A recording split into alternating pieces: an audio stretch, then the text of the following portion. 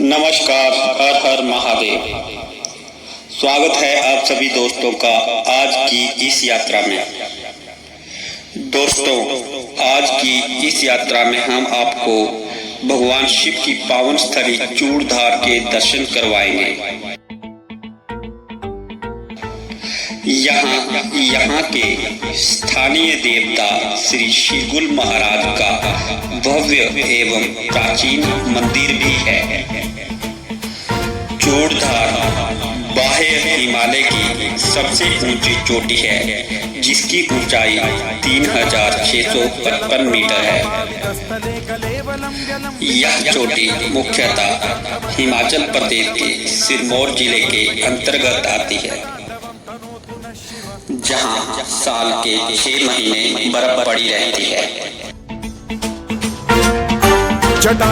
तो चूड़धार के लिए मुख्यतः 3 रास्तों से पहुंचा जा सकता है।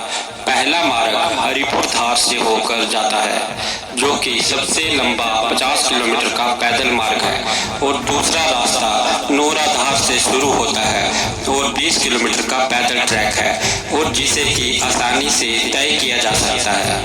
तीसरा रास्ता जहां से हमने अपनी यात्रा की शुरुआत की, सराहा से है, जो कि कुल मिलाकर 7 किलोमीटर का पैदल ट्रैक है। एकदम हमारे अनुकूल चल रहा है, और ये सामने आपको जो दिख रहा है ये है सराहा।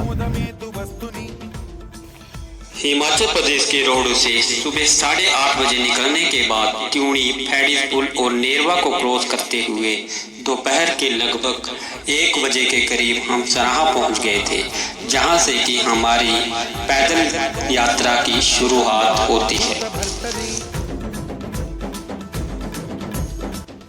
और ये देखिए हमारे चालक साहब मिस्टर शिशपाल, ये हमारे गाइड हैं, जो कि इसी इलाके से अवगत हैं काफी।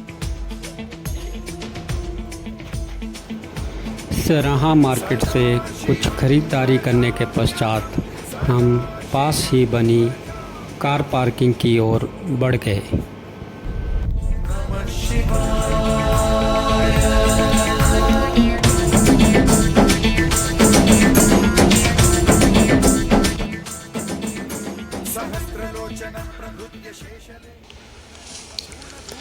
सराहा से लगभग 2 किलोमीटर आगे चूड़धार ट्रैक पर एक और पार्किंग का पता चलने पर हमने 1:30 बजे फिर से भोलेनाथ के जयकारे के साथ अपनी पैदल यात्रा का आगाज किया।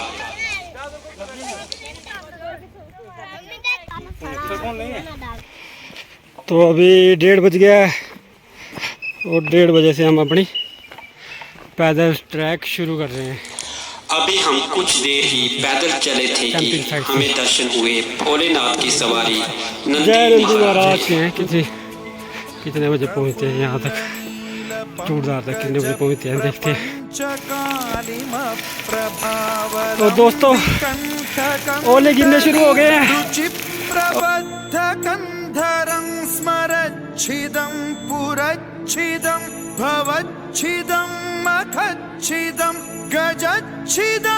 गजच्छिदं तमन्तकच्छिदं भजे। और ये भाई साहब अपने पेड़ के नीचे ओलों से बचते हुए, कोई फायदा नहीं है, कोई फायदा नहीं है मगर।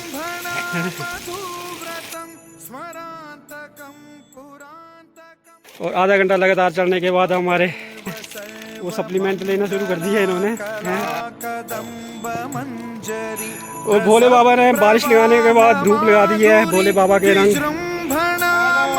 और भोले बाबा के रंग है, देखिए, कभी धूप कभी छाँव।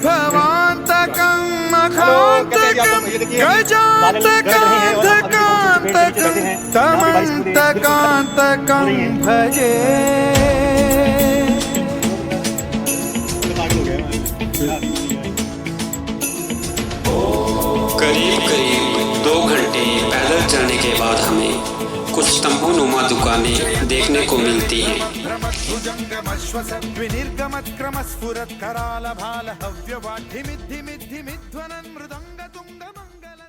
ऐसा महसूस नहीं हो ही नहीं रहा कि हम 7 किलोमीटर का पैदल ट्रैक करते हो, वो भी खड़ी चढ़ाई, टोटली खड़ी चढ़ाई। हमारे जयद्वद प्रविभ्रम भ्रमद्भुजङ्गमश्वसद्विनिर्गमत् क्रमस्फुरत् करालभाल हव्यवाढिमिद्धिमिद्धिमिध्वनन् मृदङ्ग तुङ्ग मङ्गलध्वनिक्रम प्रवर्तित। जैसे जैसे हम आगे बढ़ते जा रहे थे, बारिश भी बढ़ती जा रही थी। बारिश और ठंड से बचने के लिए अब तक हमने जैकेट्स भी पहन ली थी। आज चूड़धार काली घटाओं से घिर चुकी थी। बीच बीच में बिजली का भी भयानक गर्जना के साथ कड़कना जारी था। जब से हम चले हुए तकरीबन 3 बार बारिश होती है और बीच में और भी जरूरत पड़ी। कदानिलिम्प निर्झरी निकुञ्जकोट विमुक्त दुर्मतिः सदा शिरस्थमञ्जलिं वहन् विमुक्तलोललोचनो ललाम भाल लग्नकः शिवेति मन्त्रमुच्चरन् कदा सुखी भवाम्यहम्।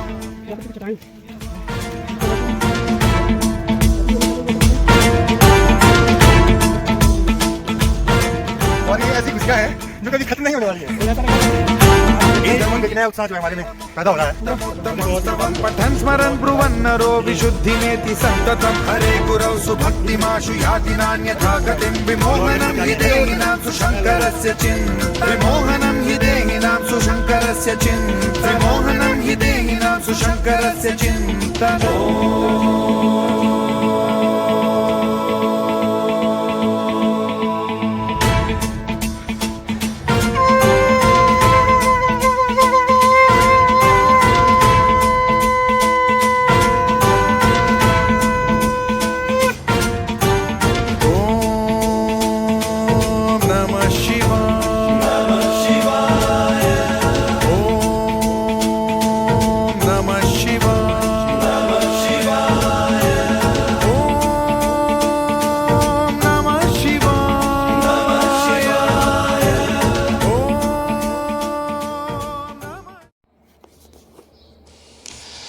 भोले बाबा की स्तुति करते हुए वक्त की रफ्तार मानो थम सी गई थी।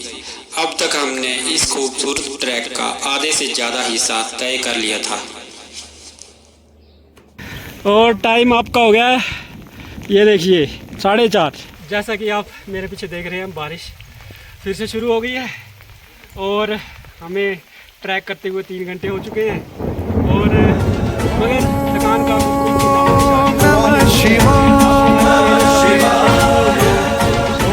कैमरामैन थोड़ा मैं लाइट की ओर हो जाऊं ताकि हमारे दर्शकों को पता चले कि चेहरे पर कितनी रौनक है। ये इतनी साथ आप देख सकते हैं कितने सारे श्रद्धालु हैं। देखिए अभी बारिश लगी है तो पेड़ों के नीचे ही शेल्टर लेना पड़ रहा है। एक बार सर की तरफ घुमाइए कैमरा, सर कैसे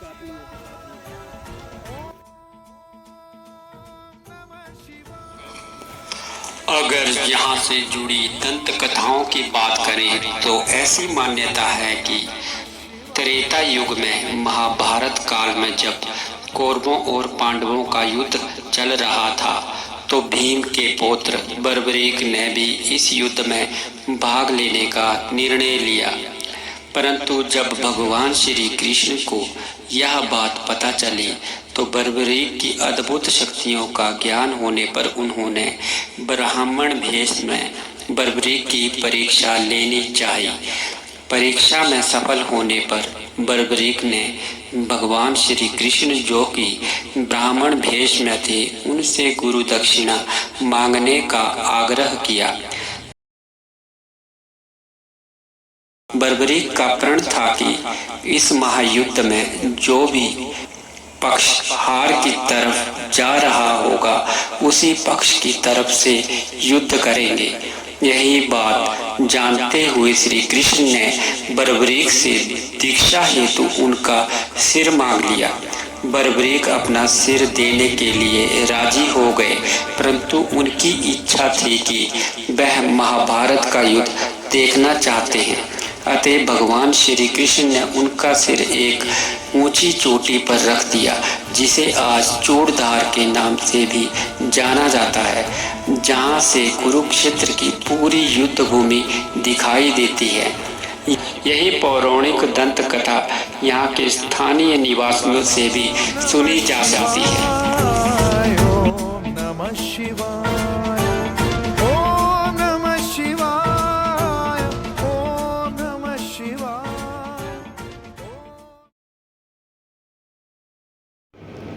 चलते चलते अब वो समय भी आ गया था जब हमें पवित्र चूड़धार चोटी दूर से ही दिखाई देने लगी थी।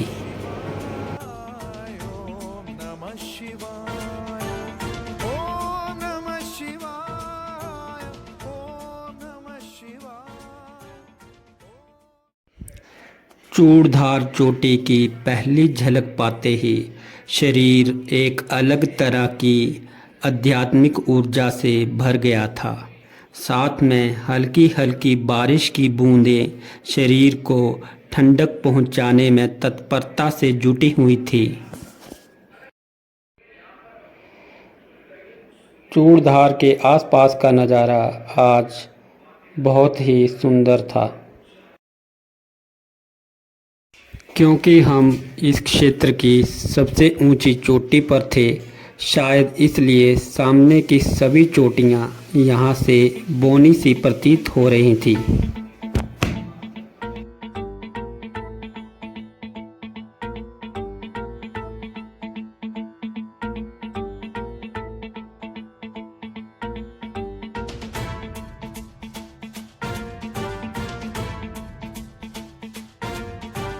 पथरीले और मिट्टी से सने रास्तों पर श्रद्धालु एक दूसरे का हाथ थामे आगे बढ़े जा रहे थे। बारिश का मौसम होने के बावजूद श्रद्धालु मन में श्रद्धा, भक्ति और प्रेम के साथ आगे बढ़ते चले जा रहे थे।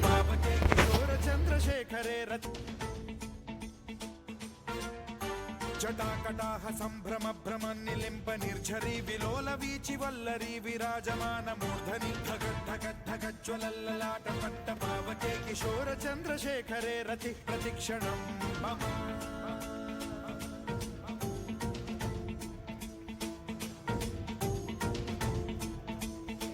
जल्दी ही हम वहां पहुंच गए जहां हमें आज रात को ठहरना था।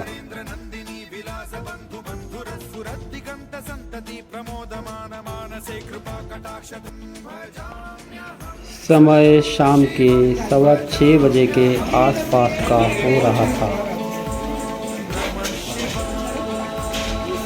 यहाँ आने वाले सभी यात्रियों को सराय में ठहरना होता है। सराय के सभी अधिकारीगण मुस्तैदी से श्रद्धालुओं की रात्रि विश्राम की व्यवस्था करने में जुटे पड़े थे। सुनने में यह भी आ रहा था कि आज लगभग 4000 से अधिक श्रद्धालु मंदिर पहुंच चुके थे। यह आंकड़ा यहां की स्टोरेज कैपेसिटी से कहीं अधिक है।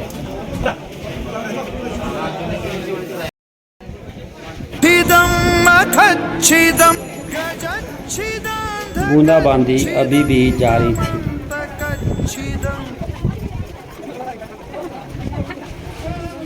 ठहरने की व्यवस्था होने के बाद तकरीबन 9 बजे हम खाना खाने लंगर हाल की ओर निकल पड़े। खाना खाने के बाद थका होने के कारण बिस्तर को छूते ही नींद ने एकदम से आ घेरा।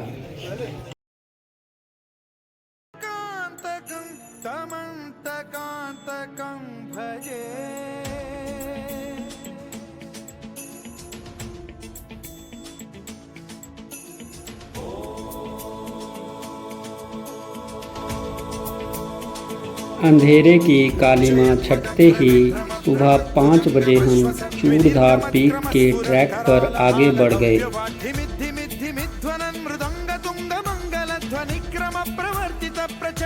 आधे घंटे का पैदल रास्ता तय करने के बाद हम चूड़धार पीक पर पहुंच चुके थे। पक्ष पक्षयो कृष्णारविंद चक्षुषो प्रजामहि महेन्द्रयो समप्रवृत्ति कदा सदा शिवं भजाम्यहम्।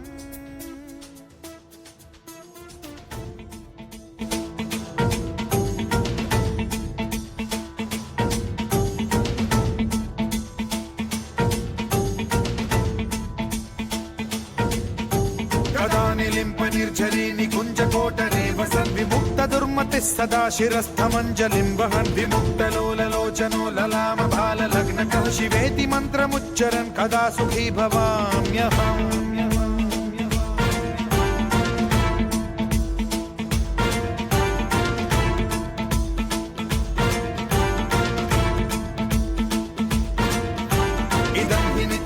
मुक्तमुत्तमोत्तमं स्तवं पठन् स्मरन् ब्रुवन्नरो विशुद्धिमेति सन्ततं हरे गुरौ सुभक्तिमाशु याति नान्यथा गतिं विमोहनं। वापसी में हमने एक बार फिर से सिरगुल महाराज से आशीर्वाद लिया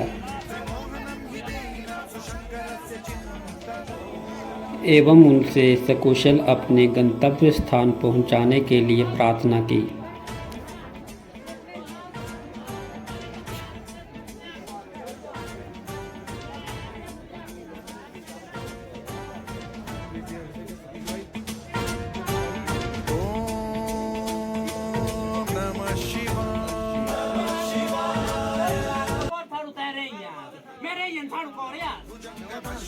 विनिर्गमत्क्रमस्फुरत्करालभालहव्यवाढिमिद्धिमिद्धिमिध्वनन् मृदङ्गतुङ्गमङ्गलध्वनिक्रमप्रवर्तित प्रचण्ड ताण्डवः शिव।